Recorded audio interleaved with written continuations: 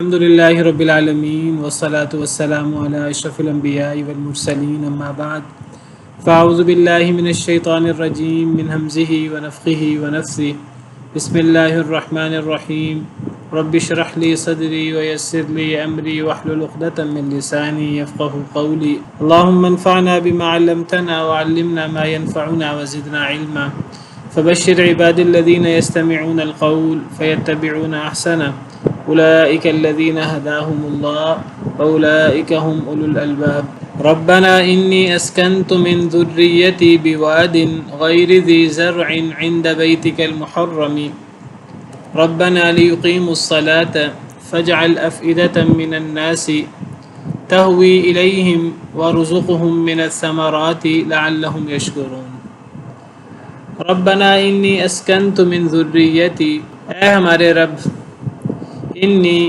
بے شک میں نے اسکنتو میں نے ٹھہرایا ہے، میں نے جگہ دی من ذریتی اپنی اولاد میں سے، من ذریتی اپنی اولاد میں سے، یعنی مراد ہے اپنی اولاد میں سے بعض کو، بواد غیر ذی زرع ایک ایسی وادی میں جو زراعت والی نہیں ہے، جس میں زراعت نہیں ہوتی، جس میں کھیتی باڑی نہیں ہوتی، جو ایک پہاڑی علاقہ ہے، میدانی اور زرعی علاقہ نہیں ہے جس طرح مدینہ منورہ کا ہے، یہ ایک پہاڑی علاقہ ہے۔ میں نے جگہ دی ہے اپنی اولاد میں سے، یعنی بعض کو، ایک ایسی وادی میں جو زراعت والا علاقہ نہیں ہے، یعنی پہاڑی علاقہ ہے، عند بیتک المحرمی آپ کے حرمت والے گھر کے پاس، ربنا لیقیموا الصلاۃ اے ہمارے رب تاکہ وہ قائم کریں نماز کو، فاجعل افئدۃ من الناس پس آپ کر دیجئے لوگوں کے دلوں کو، تہوی الیہم کہ وہ مائل ہوں ان کی طرف، وارزقہم من الثمرات اور رزق دیجئے انہیں، من الثمرات پھلوں سے رزق، لعلہم یشکرون تاکہ وہ شکر کریں۔ سیدنا ابراہیم علیہ السلام کی دعا، پہلے بھی ہم نے دعائیں پڑھی ہیں، یہ بھی سیدنا ابراہیم علیہ السلام کی دعا ہے۔ سیدنا ابراہیم علیہ السلام اللہ سے دعا کرتے ہوئے کہتے ہیں کہ اے ہمارے رب، ربنا سے محسوس ہو رہا ہے جیسے اب سیدنا ابراہیم علیہ السلام رب بھی نہیں کہہ رہے، پیچھے رب بھی موجود ہے، ربی جعل ھذا البلد آمنا، یہاں بھی رب بھی موجود ہے، یہاں ربنا موجود، ربی کا مطلب اے میرے رب، اے میرے رب، اور ربنا کا مطلب اے ہمارے رب۔ تو کیا اس سے اشارہ ملتا ہے؟ کون ذکر کرے گا آپ میں سے؟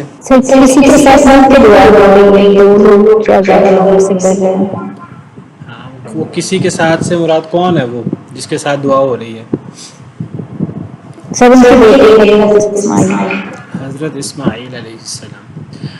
مفسرین کا کہنا ہے، واللہ عالم، اللہ بہتر جانتے ہیں، کہ جو پہلی دعا ہے یہ تب کی ہے جب حضرت ابراہیم علیہ السلام حضرت ہاجر اور حضرت اسماعیل کو جو چھوٹے تھے تو وہ چھوڑ کے گئے تھے مکہ کی سرزمین میں اللہ کے حکم سے، تو یہ تب کی دعا ہے۔ حضرت ابراہیم علیہ السلام تب ان کو وہاں چھوڑ کر ان سے کوئی بات کیے بغیر واپس آ گئے تھے، اور پوچھا حضرت ہاجر نے، حضرت ابراہیم کی بیوی نے، کہ آپ ہمیں کس کے سہارے چھوڑ کر جا رہے ہیں؟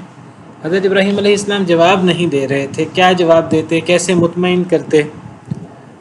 بہرحال تو جب نہیں جواب دیا تو سیدہ ہاجر کو اندازہ ہو گیا کہ یہ اللہ کے حکم سے یہ کام کر رہے ہیں، اور آزمائش بہت مشکل تھی، یعنی دنیا کے اعتبار سے بڑا مشکل ہے یہ سمجھانا کسی کو کہ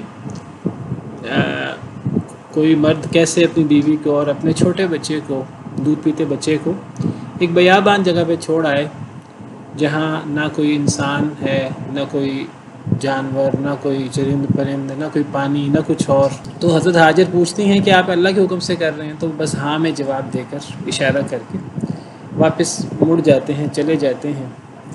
تو گویا کہ اس موقع پر سیدنا ابراہیم علیہ السلام نے ان کو وہاں چھوڑ کر اللہ سے یہ دعا کی، اور یہ جو دعا ہے، یہ جو آیت نمبر 37 میں موجود ہے، یہ سیدنا ابراہیم علیہ السلام سیدنا اسماعیل علیہ السلام کے ساتھ مل کر دعا کر رہے ہیں، وہ ہے کہ سیدنا اسماعیل علیہ السلام بڑے ہو چکے ہیں اور یہ خانہ کعبہ کی تعمیر کا اب وقت ہے تقریباً.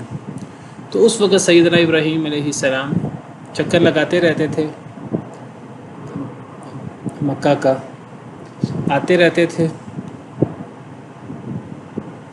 تو انہوں نے جب خانہ کعبہ کی پرانی بنیادوں پر دیواریں کھڑی کی ہیں، اللہ نے بتایا سیدنا ابراہیم علیہ السلام کو کہ یہاں خانہ کعبہ تھا اصل، جس طرح قرآن کریم میں موجود ہے وَإِذْ بَوَّأْنَا لِإِبْرَاهِيمَ مَكَانَ الْبَيْتِ. اور جب ہم نے ابراہیم علیہ السلام کو بیت اللہ کی جگہ بتائی، اللہ نے باقاعدہ نشاندہی کی سیدنا ابراہیم علیہ السلام کو کہ یہ ہے بیت اللہ کی اصل بنیادیں. یہاں بیت اللہ کی دیواروں کو بلند کرنا ہے اور بیت اللہ کی تعمیر نو کرنی ہے. تو اللہ کے بتانے سے سیدنا ابراہیم علیہ السلام نے پرانی بنیادوں پر بیت اللہ کو کھڑا کیا، دیواریں بلند کی. اور حضرت ابراہیم علیہ السلام اس دفعہ اکیلے نہیں تھے، ان کے ساتھ سیدنا اسماعیل علیہ السلام بھی تھے، جیسے پہلے پارے میں موجود ہے وَإِذْ يَرْفَعُ إِبْرَاهِيمُ الْقَوَاعِدَ مِنَ الْبَيْتِ وَإِسْمَاعِيلُ. جب ابراہیم علیہ السلام بیت اللہ کی بنیادیں بلند کر رہے تھے اور اسماعیل علیہ السلام بھی. اور وہاں کچھ اور دعاؤں کا ذکر ہے. وہاں جو دعاؤں کا ذکر ہے وہ ربنا تقبل منا انك انت السميع العليم ربنا وجعلنا مسلمين لك ومن ذريتنا امه مسلمه لك وارنا مناسكنا وتب علينا انك انت التواب الرحيم ربنا وابعث فيهم رسولا منهم يتلو عليهم آياتك ويعلمهم الكتاب والحكمة ويزكيهم انك انت العزيز الحكيم. وہاں یہ دعائیں موجود ہیں کہ اللہ ہمارا یہ عمل قبول کر لے، جس سے پتہ لگتا ہے کہ اصل چیز عمل کرنا نہیں ہے، اصل چیز اس عمل کی قبولیت ہے اللہ کے ہاں. پھر دعا کی کہ اللہ تعالی ہم دونوں کو اپنا فرما بردار بنا لے اور ہماری اولاد میں فرما بردار امت جماعت پیدا کر، ہماری اولاد کو بھی فرما بردار بنا دے. اور دعا کی کہ اللہ تعالی ہمیں ہماری عبادت کے طریقے سکھا دے. ساری بڑی عظیم دعائیں ہیں، بڑی اہم دعائیں ہیں جن کو اگر ہم اہمیت دیتے ہیں تو اچھی بات، اگر ہم نہیں دیتے تو ہمیں اہمیت دینی ہے اور اہتمام کے ساتھ ان دعاؤں کو ہمیں بھی تسلسل کے ساتھ اللہ تعالیٰ سے مانگنا چاہیے.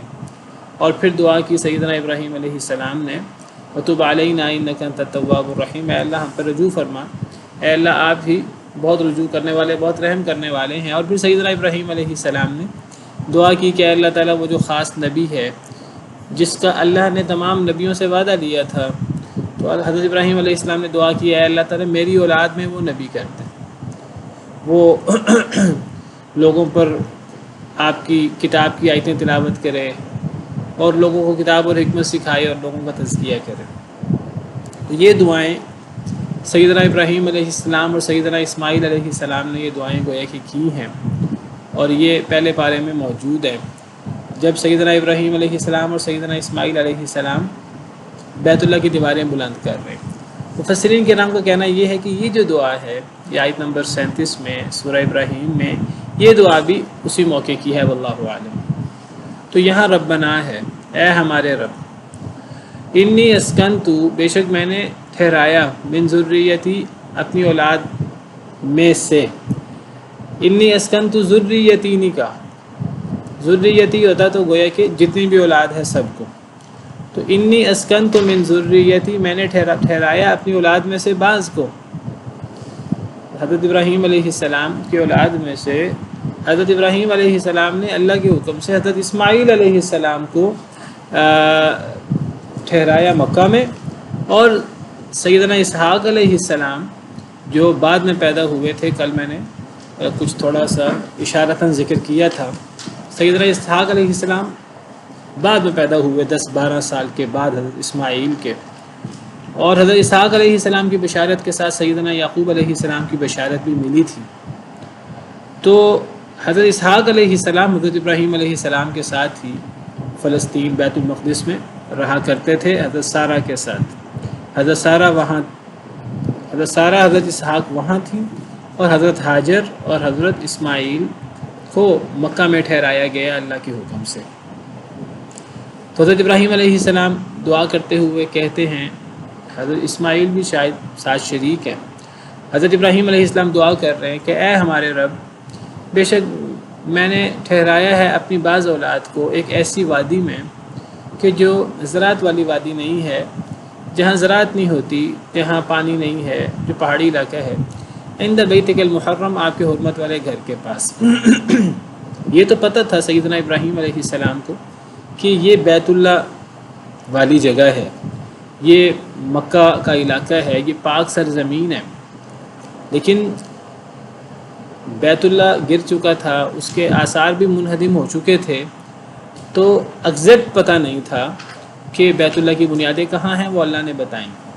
تو بہرحال حضرت ابراہیم علیہ السلام نے کہا، اے اللہ، آپ کے حرمت والے گھر کے پاس پہاڑی علاقے میں نے اپنی بعض اولاد کو رہائش پذیر کیا، ٹھہرایا، اور یہ سارا اللہ کے حکم سے ہوا تھا۔ ربنا لیقیموا الصلاۃ، اے ہمارے رب، تاکہ وہ قائم کریں نماز کو۔ اب سیدہ ہاجر اور سیدنا اسماعیل علیہ السلام کو مکہ مکرمہ ٹھہرانے کے بہت سارے مقاصد تھے، اللہ کا حکم تھا، بہت ساری حکمتیں تھیں۔ اللہ کے احکام کے پیچھے حکمتیں ہوتی ہیں، اللہ کے احکامات وہ بغیر علم اور حکمت کے نہیں ہوتے، اس کے پیچھے حکمتیں ہوتی ہیں، اور اللہ وہ حکمتیں بتاتے بھی ہیں اپنے انبیاء کرام علیہ السلام کو۔ اللہ کا کوئی حکم بھی علم اور حکمت کے سے خالی نہیں ہوتا، بہت ساری حکمتیں تھیں، لیکن جو حضرت ابراہیم علیہ السلام نے حکمت ذکر کی ہے، جو وجہ ذکر کی ہے، وہ بڑی اہم ہے، اور وہ ہے ربنا لیقیموا الصلاۃ۔ اے اللہ، میں نے اپنی اولاد میں سے بعض کو یہ مکہ کی سرزمین میں جہاں زراعت نہیں ہو سکتی، آپ کے حرمت والے گھر کے پاس، اس لیے میں نے ٹھہرایا تاکہ یہ نماز قائم کرے۔ یعنی اللہ کی طرف سے جو سیدنا ابراہیم علیہ السلام کو حکمتیں بتائی گئیں، گویا کہ یہ ان میں سے اہم ترین حکمت ہے جس کا سیدنا ابراہیم علیہ السلام ذکر کر رہے ہیں، باقی چیزوں کا ذکر نہیں کر رہے۔ تو عبادت، نماز قائم کرنا، یہ اتنی بڑی چیز ہے کہ اس کے لیے دیکھیے سیدنا ابراہیم علیہ السلام کے گھر والے اور ان کے اولاد وہ نماز قائم کرنے والی بن جائے، بیت اللہ کے قریب رہے، اور بعد میں وہاں بیت اللہ بنا، حضرت ابراہیم حضرت اسماعیل علیہ السلام نے مل کر بنایا۔ تو اے اللہ، یہ میں نے کام اس لیے کیا ہے، آپ کے حکم سے کیا ہے، تاکہ یہ میرے گھر والے، میری اولاد نماز قائم کرے۔ بہت بڑا مقصد ہے، باپ کی ذمہ داری ہے، باپ اپنے گھر والوں کو اور اپنے بچوں کو نماز کا حکم دے، نماز کی تعلیم دے، ان کا اوڑھنا بچھونا اور یہ قرار دے کہ جی آپ کا سب سے اہم کام میرے نزدیک نماز پڑھنا ہے، اللہ کے حضور ماتھا ٹیکنا ہے، اور اللہ کے احکامات کے مطابق زندگی گزارنی ہے۔ اور آپ دیکھیے جو اللہ نے ہمیں احکامات دیے ہیں، ان احکامات میں سے وہ حکم جو سب سے زیادہ ہمیں جس پہ عمل کرنا ہوتا ہے وہ اللہ کی نماز، وہ اللہ کے لیے نماز پڑھنا ہے۔ دن میں 5 مرتبہ کم از کم نماز ادا کرنی ہے، فرض نماز، باقی نوافل اور سنتیں، وتر، وہ زیادہ نمازیں بن جاتی ہیں، اور باقی ہر عبادت، باقی ہر عمل وہ استطاعت کے ساتھ ہے۔ بعض کو جن کے پاس استطاعت ہے، زکوٰۃ ہے، استطاعت والا، نصاب والا ادا کرے گا۔ ہر ایک شخص پر زکوٰۃ نہیں ہے، یعنی بہت کم فیصدی مسلمان وہ نصاب کے مالک ہوتے ہیں اور ان پر زکوٰۃ فرض ہوتی ہے۔ روزہ سب پر فرض نہیں ہے، جو صحت مند ہے وہ روزہ رکھے گا، جو مریض ہے، جو مسافر ہے، اس کو روزے کی چھوٹ ہے، اگرچہ وہ بعد میں وہ قضائی دے گا یا فدیہ دے گا اپنے حالات کے مطابق۔ حج وہ استطاعت والے پر فرض ہے۔ اہم ترین عبادات دیکھیے سب پر فرض نہیں، لیکن دیکھیے نماز کتنی اہم چیز ہے کہ یہ کسی صورت میں معاف نہیں ہے۔ اللہ نے ہر وقت انسان کو گویا کہ فکر دی ہے کہ انسان نماز پڑھے، اللہ کے ساتھ تعلق رکھے، اور انسان جب نماز پڑھے تو واقعی میں صلاۃ لذکری، اللہ کی یاد انسان کے سامنے تازہ ہو جائے، اور جب اللہ کی یاد تازہ ہوگی تو پھر ان الصلاۃ تنہی عن الفحشاء والمنکر، پھر یہ نماز اور یہ اللہ کی یاد انسان کو بے حیائی سے بھی روکے گی اور منکر سے بھی روکے گی، اور انسان کو ہر دم اللہ کی یاد سے تازہ رکھے گی، اور انسان کا دل جو ہے وہ اللہ کے ساتھ جڑا رہے گا۔ یہ نماز اتنی اہم چیز ہے کہ اللہ تعالیٰ نبی صلی اللہ علیہ وسلم کو حکم دیتے ہیں وَأْمُرْ أَهْلَكَ بِالصَّلَاةِ وَاصْطَبِرْ عَلَيْهَا لَا نَسْأَلُكَ رِزْقًا، کہ اے پیارے حبیب صلی اللہ علیہ وسلم اپنے گھر والوں کو نماز کا حکم دیں اور خود بھی اس پر ڈٹ جائیں، اس سے ادھر ادھر نہ ہوں، خود بھی نماز قائم کریں، نماز کو پورے اہتمام کے ساتھ ادا کریں وقت پر اور صحیح جو اس کا طریقہ ہے اس کے ساتھ، اور گھر والوں کو بھی نماز کا حکم دیں۔ ہماری ساری توگو دو، اللہ معاف کرے، آج مادیت پرستی کا دور ہے، تو رزق کمائی اور اس کی طرف ہوتی ہے۔ اللہ صراحت سے فرماتے ہیں کہ لا نسألک رزقا وأمر أهلك بالصلاة واصطبر علیہا لا نسألک رزقا۔ اے پیارے حبیب صلی اللہ علیہ وسلم اپنے گھر والوں کو نماز کا حکم دیں، خود بھی اس پر ڈٹ جائیں، خود بھی جم جائیں، خود نمونہ بنیں گے تو گھر والے بھی نماز پڑھیں گے۔ ہم آپ سے رزق کے بارے میں سوال نہیں کرتے، نہ آپ کی ذات کے بارے میں، نہ آپ کے گھر والوں کے بارے میں۔ آپ کی ذات کو رزق اور آپ کے گھر والوں کو رزق دینا اللہ کا کام ہے، اور اللہ نے اپنے ذمہ لیا ہے۔ وہ اللہ جو جانوروں کو، جو پرندوں کو بھوکے نہیں سونے دیتا رات کو، وہ انسان کو جو اللہ کی محبوب مخلوق ہے، تو وہ اللہ انسان کو کیسے بھوکا سونے دے گا؟ تو ہماری توجہ کا ایک بڑا مرکز وہ ہم نے رزق کو بنایا ہوا ہے، صرف وہ رزق کے علاوہ اللہ کی عبادت اور اللہ کی یاد ہونی چاہیے۔ سیدنا اسماعیل علیہ السلام جن کا ذکر ہو رہا ہے، حضرت ابراہیم علیہ السلام کے بعد کے ساتھ ان کے بارے میں آتا ہے وَاذْكُرْ فِي الْكِتَابِ إِسْمَاعِيلَ إِنَّهُ كَانَ صِدِّيقًا نَبِيًّا إِنَّهُ كَانَ صَادِقَ الْوَعْدِ وَكَانَ رَسُولًا نَبِيًّا وَكَانَ يَأْمُرُ أَهْلَهُ بِالصَّلَاةِ وَالزَّكَاةِ وَكَانَ عِندَ رَبِّهِ مَرْضِيًّا۔ سورہ مریم میں اللہ فرماتے ہیں کہ اے نبی صلی اللہ علیہ وسلم کتاب میں اپنی امت کے سامنے آپ اسماعیل علیہ السلام کا ذکر کریں۔ انہ کان صادق الوعد، وہ وعدے کو سچا کرنے والے تھے، وعدے کے بڑے پابند تھے۔ وکان رسول النبی، اور وہ رسول نبی تھے۔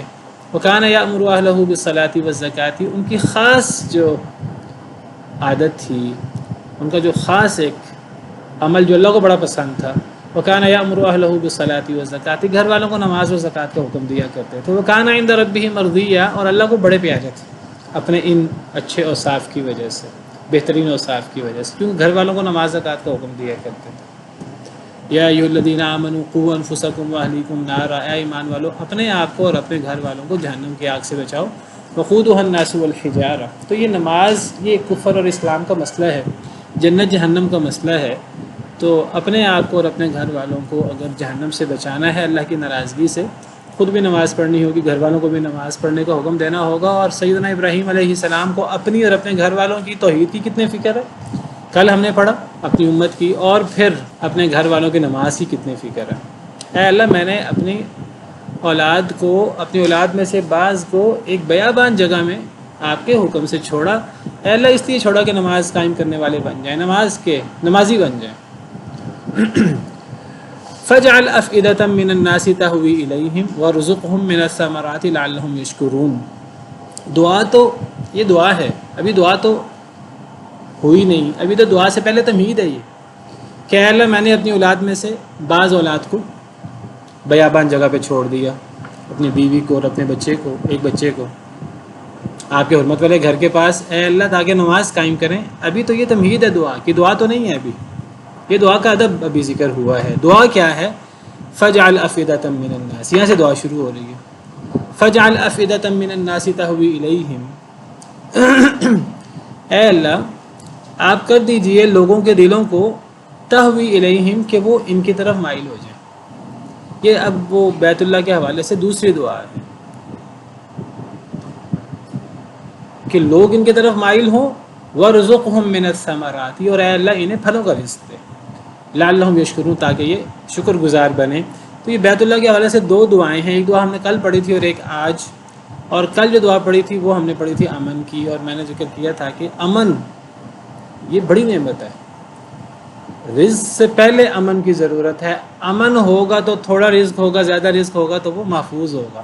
اگر امن نہیں ہے تو تھوڑا رزق ہے، زیادہ رزق ہے، وہ آپ کا تو ہے ہی نہیں، وہ تو چوروں ڈاکوؤں کا ہے۔ تو امن کی دعا پہلے ہے، رب اجعل هذا البلد آمنا، اے اللہ اس شہر کو امن والا بنا دے۔ اور پھر اپنے لیے دعا کی، اپنی اولاد کے لیے شرک سے بچنے کی دعا کی، اور پھر دعا ہے کہ اے اللہ تعالیٰ اب یہاں لوگوں کو آباد کر دے، اب لوگ یہاں آباد ہو جائیں، لوگوں کے دلوں کو کر دے کہ لوگوں کے دل مائل ہو جائیں میری اولاد کی طرف۔ یہاں میری اولاد اب یہ اللہ آپ کے حکم سے یہاں رہ رہی ہے، تو اب یہاں لوگ ہوں گے تو زیادہ سے زیادہ لوگ یہاں آئیں۔ دیگر آیات میں تفصیلات موجود ہیں۔ جب حضرت ابراہیم حضرت اسماعیل علیہ السلام نے بیت اللہ کی تعمیر نو کی، اللہ نے حکم دیا ابراہیم علیہ السلام اب اعلان کریں لوگوں میں حج کا۔ حضرت ابراہیم علیہ السلام نے کہا اے اللہ یہاں میرا اعلان کون سنے گا، یہاں تو انسان۔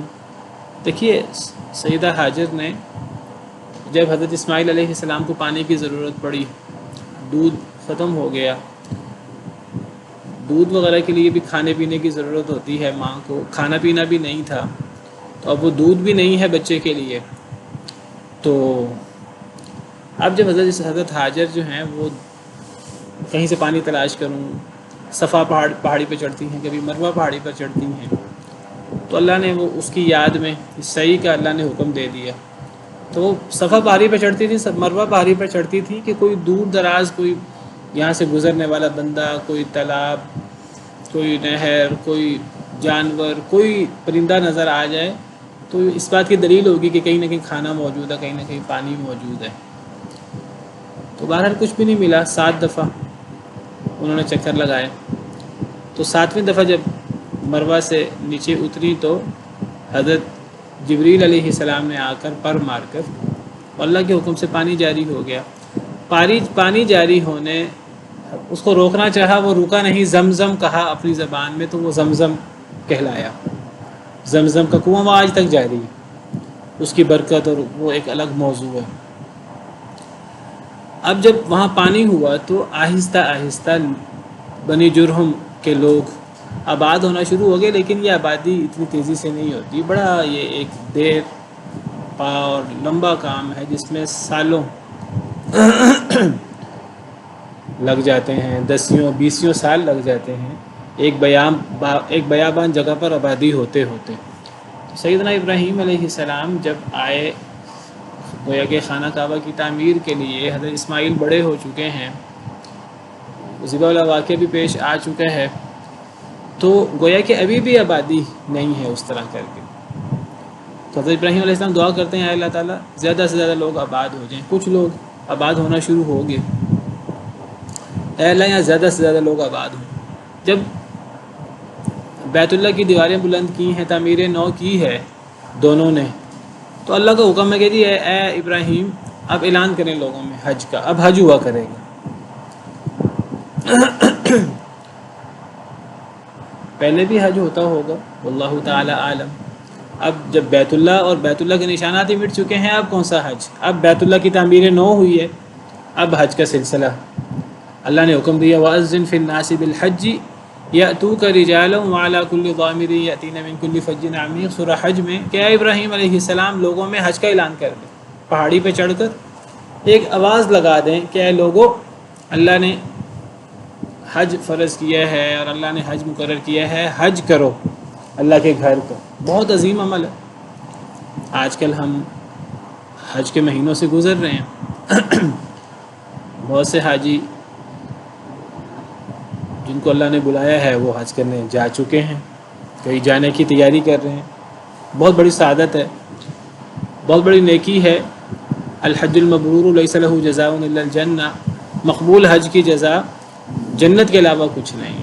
من حج فلم یرفث ولم یفسق رجع کیوم ولدتہ امہ، جو بندہ حج کرتا ہے بیت اللہ کا اور کوئی فحش باتیں، فحش کام نہیں کرتا، فسق و فجور نہیں کرتا، تو وہ اپنے حج سے، جو حج اللہ کے ہاں قبول ہوتا ہے، وہ ایسے لوٹتا ہے جیسے وہ آج ہی پیدا ہوا ہے۔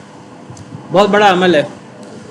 تو حضرت ابراہیم علیہ السلام کو اللہ نے حکم دیا آپ اعلان کریں۔ حضرت ابراہیم علیہ السلام نے کہا اے اللہ میں اعلان تو کر دیتا ہوں، لیکن میرا اعلان سنے گا کون؟ تو اللہ نے بتایا کہ اللہ نے فرمایا کہ آپ کا کام اعلان کرنا ہے، لوگوں کو بھیجنا میرا کام ہے۔ بہرحال بھیجنا اللہ نے تھا لوگوں کو، اور اللہ نے پھر بھیجا لوگوں کو۔ اللہ نے فرمایا کہ اے ابراہیم آپ لوگوں میں اعلان کریں، لوگ پیدل بھی آئیں گے، لوگ سواریوں پر سوار ہو کر بھی آئیں گے۔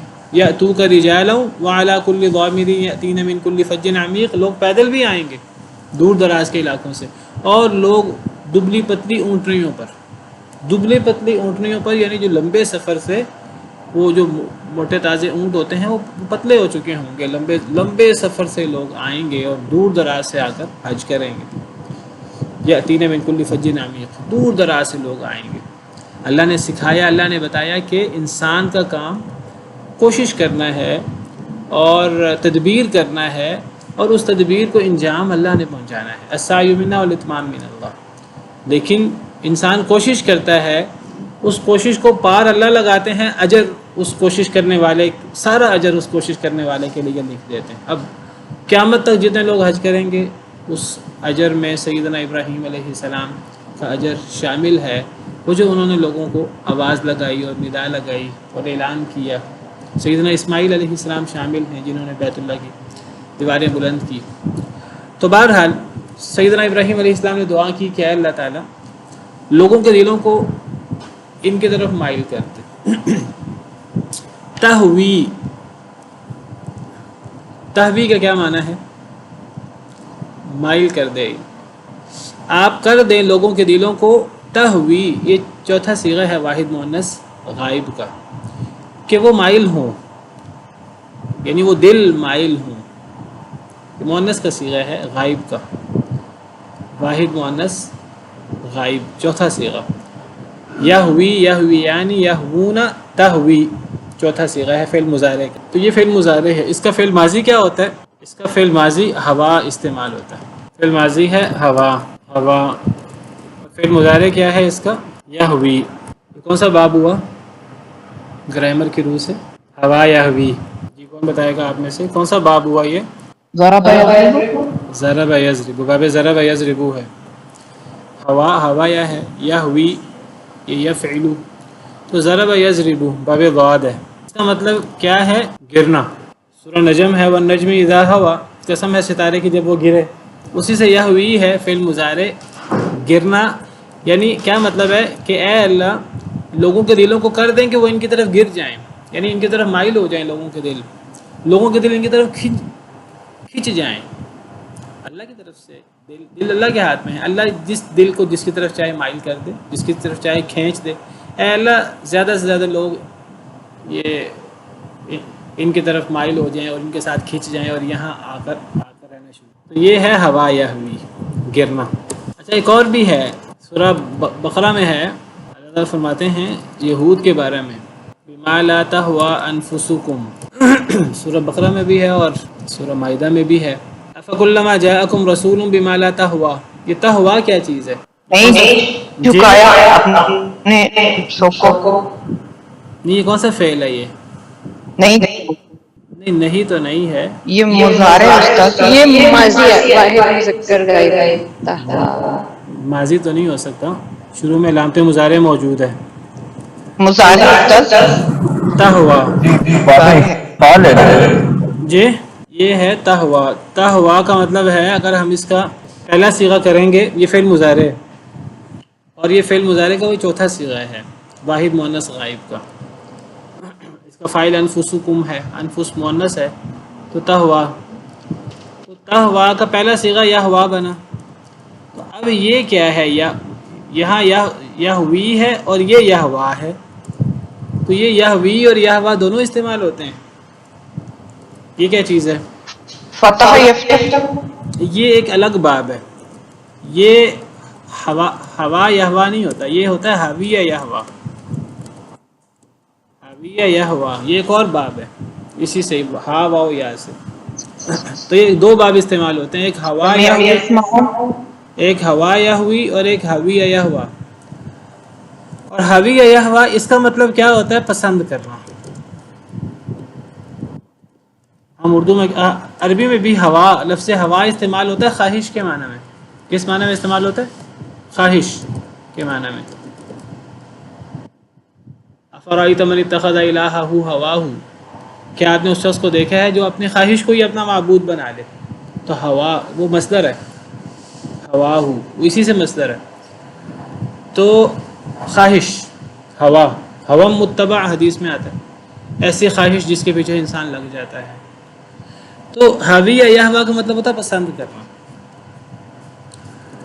یہاں دیکھیں، افکلما جاءکم رسول، کیا جب کبھی، یہ یہود کی بات ہو رہی ہے، کیا جب کبھی تمہارے پاس ایسا رسول آیا، بما وہ چیز لے کر لا تہوی انفسکم، جو نہیں اچھا لگا تمہاری جانوں کو، جو تمہاری جانوں کو پسند نہیں آیا، تمہارے دلوں کو اچھا نہیں لگا، استکبرتم تو تم نے تکبر کیا، ففریقا کذبتم وفریقا تقتلون، ایک گروہ کو تم نے قتل کر دیا اور ایک گروہ کو تم نے جھٹلا دیا اور ایک گروہ کو تم قتل کر دیتے تھے۔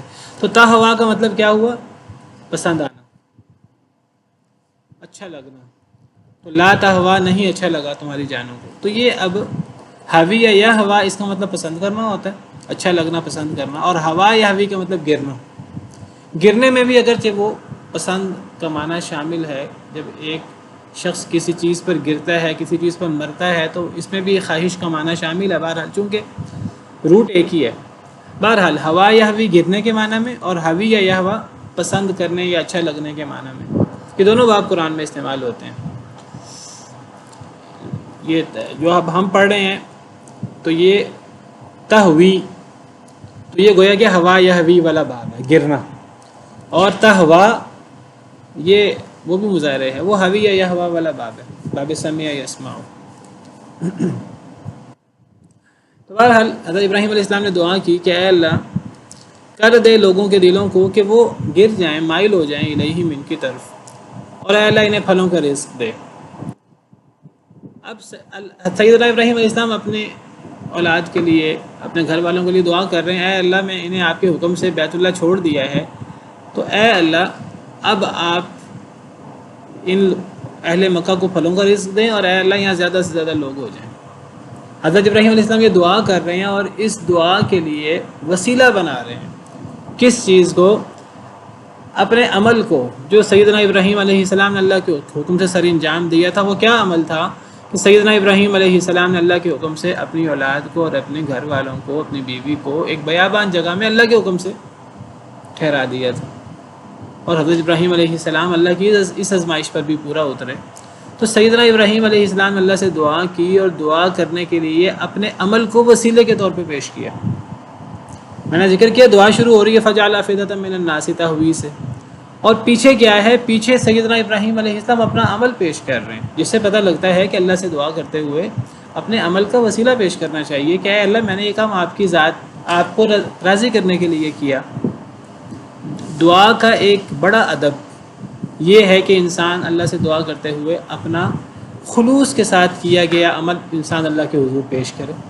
جیسے وہ جو 3 لوگ غار میں پھنس گئے تھے، تو انہوں نے اللہ کے حضور اپنے نیک اعمال پیش کیے۔ انہوں نے کہا کہ اب یہ غار کے اوپر سے پتھر نہیں ہٹنے لگا، اب یہ ایک ہی صورت میں ہٹ سکتا ہے کہ ہم اپنے خلوص سے کیے گئے اعمال یاد کریں، اور ہم اس عمل کے وسیلے سے اللہ سے دعا کریں۔ وہ مشہور حدیث ہے صحیح بخاری وغیرہ کی، وہ آپ نے سن رکھی ہے بنی اسرائیل کے واقعے میں۔ تو دعا کا ایک بڑا ادب یہ ہے کہ جب انسان دعا کرے اللہ تعالیٰ سے، ڈائریکٹ اللہ کو پکارے، کہ کسی کے واسطے وسیلے سے اے اللہ فلاں کے صدقے یہ کر دے، فلاں کے صدقے یہ کر دے۔ لوگ کہتے ہیں جی سیدنا آدم علیہ السلام نے نبی کریم صلی اللہ علیہ وسلم کے صدقے سے اللہ سے دعا کی تھی، حالانکہ قرآن میں دعا موجود ہے، ربنا ظلمنا انفسنا وان لم تغفر، کسی کے وسیلے سے نہیں مانگا، قرآن میں تو صراحت سے موجود ہے، ڈائریکٹ اللہ کو پکارا تھا۔ اللہ کو ڈائریکٹ پکارنا چاہیے۔ اللہ فرماتے ہیں وقال ربکم ادعونی استجب لکم، تمہارے رب نے کہا مجھے پکارو میں پکار قبول کروں گا۔ ہاں وسیلہ دینا ہے تو انسان اللہ کو اللہ کی صفات کا واسطہ دے، انسان اللہ کو اپنے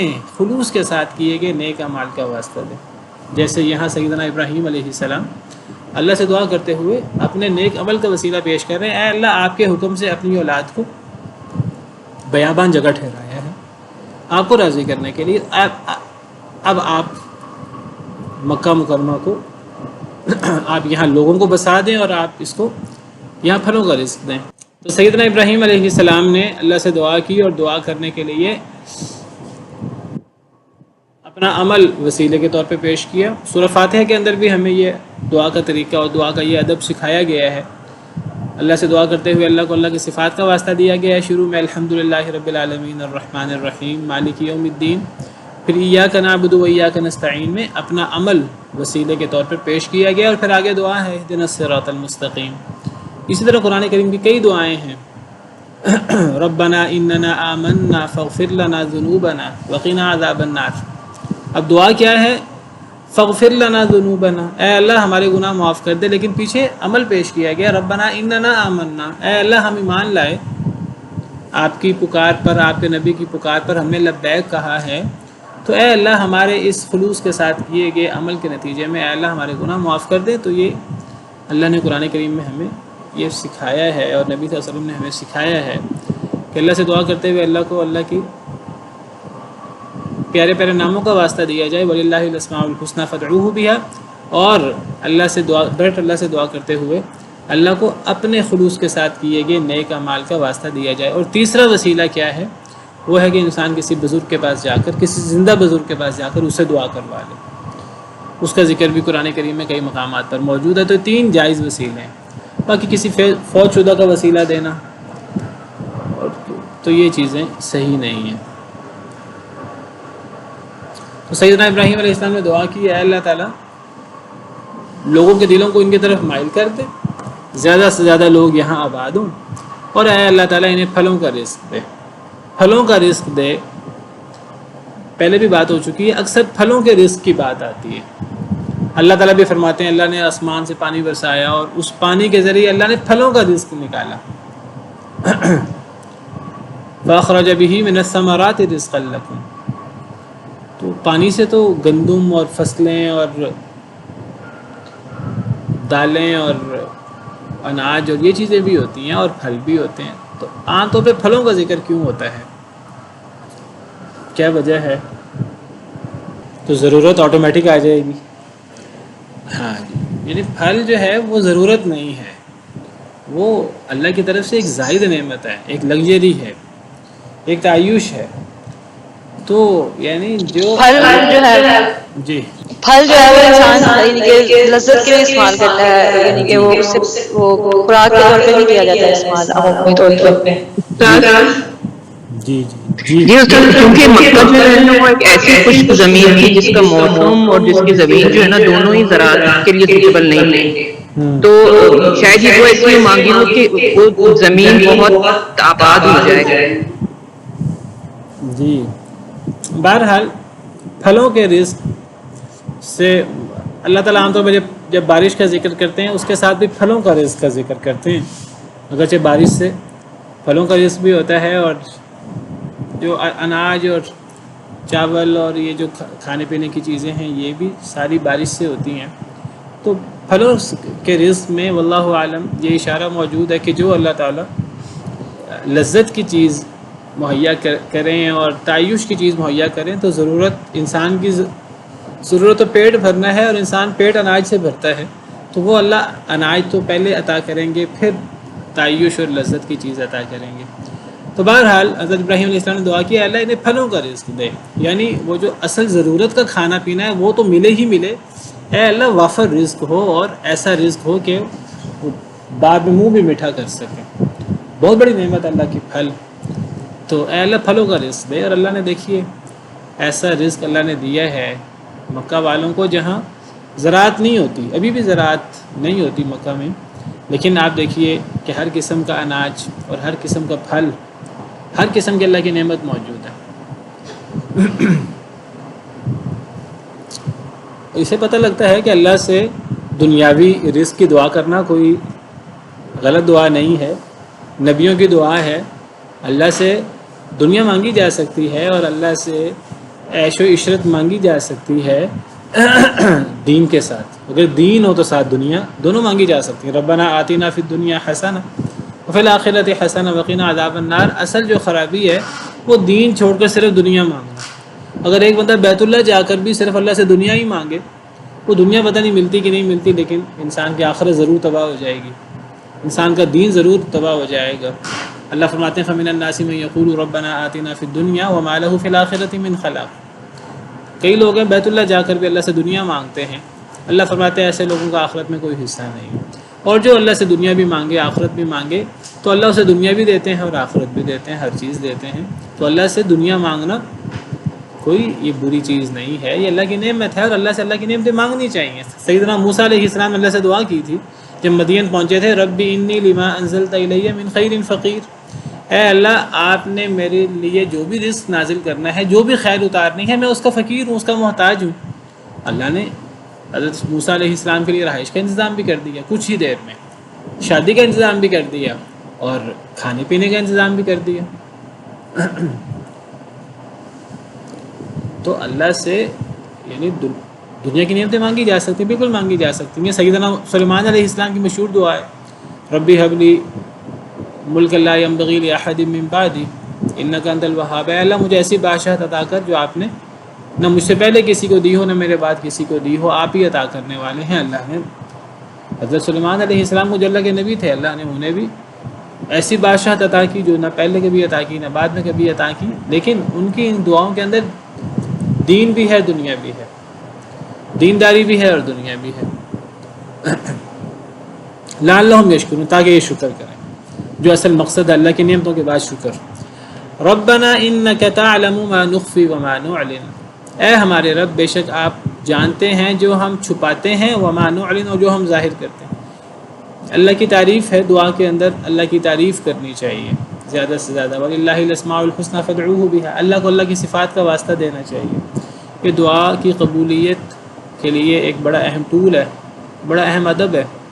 تو اے اللہ ہمارے مخفی اور ہمارے علانیہ ہر کام کو آپ جانتے ہیں۔ وَمَا يَخْفَى عَلَى اللَّهِ مِن شَيْءٍ فِي الْأَرْضِ وَلَا فِي السَّمَاءِ، اور نہیں مخفی اللہ پر کوئی بھی شے، نہ آسمانوں میں اور نہ زمین میں۔ اچھا، یہاں حضرت ابراہیم علیہ السلام نے جو دعا کی فَجْعَلْ أَفْئِدَةً مِّنَ النَّاسِ، اے اللہ کر دے دلوں کو لوگوں سے۔ بعض مفسرین نے لکھا ہے کہ حضرت ابراہیم علیہ السلام نے فَجْعَلْ أَفْئِدَةً مِّنَ النَّاسِ کہا، فَجْعَلْ أَفْئِدَةَ النَّاسِ نہیں کہا۔ فَجْعَلْ أَفْئِدَةَ النَّاسِ اگر من نہ ہوتا، اور فَجْعَلْ أَفْئِدَةً مِّنَ النَّاسِ کا کیا فرق ہے؟ یہ وہی فرق ہے جو من ذریتی کی بات پیچھے میں نے کی۔ من تبعیضیہ بھی ہوتا ہے جس میں بعض کچھ کا معنی ہوتا ہے۔ میں نے اپنی اولاد کا ایک حصہ، اپنی بعض اولاد کو میں نے مکہ مکرمہ میں بسایا۔ ساری اولاد حضرت ابراہیم علیہ السلام کی مکہ میں نہیں بسائی گئی اللہ کے حکم سے، حضرت اسماعیل علیہ السلام کو مکہ میں بسایا گیا۔ اسی طرح فَجْعَلْ أَفْئِدَةً مِّنَ النَّاسِ، اے اللہ کر دے دلوں کو کچھ لوگوں کے، لوگوں میں سے کچھ لوگوں کے دلوں کو کر دے کہ وہ ان کی طرف مائل ہو جائیں۔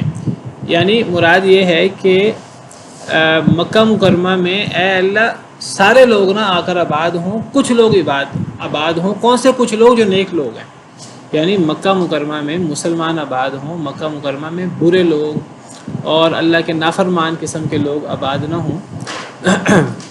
ورنہ اگر فَجْعَلْ أَفْئِدَةَ النَّاسِ ہوتا، امام ابن کثیر نے لکھی ہے یہ بات، اگر فَجْعَلْ أَفْئِدَةَ النَّاسِ ہوتا تو پھر وہ جو اللہ تعالیٰ نے مکہ مدینہ کو خاص کر دیا ہے مسلمانوں کے لیے اور مشرکین کو وہاں سے نکالنے کا حکم دیا، پھر وہاں سارے ہی آباد ہوتے، پھر مسلمان اور کافر سب لوگ ہی وہاں آباد ہوتے۔ لیکن سیدنا ابراہیم علیہ السلام نے اللہ تعالیٰ سے جب دعا کی تو مخصوص لوگوں کی دعا کی، ہر قسم کے، ہر ایرے غیرے لوگ آ کر آباد نہ ہوں، مخصوص قسم کے لوگ آباد ہوں، یعنی نیک لوگ، مسلمان لوگ۔ اسی لیے مکہ مدینہ میں نیک لوگ ہی جا سکتے ہیں۔ الحمدللہ الذی وہب لی علی الکبر اسماعیل و اسحاق، تمام تعریفیں اس اللہ کی ہیں جس نے عطا کیا مجھے علی الکبر بڑھاپے میں، بڑھاپے کے باوجود، اسماعیل و اسحاق، اسماعیل بھی اور اسحاق بھی۔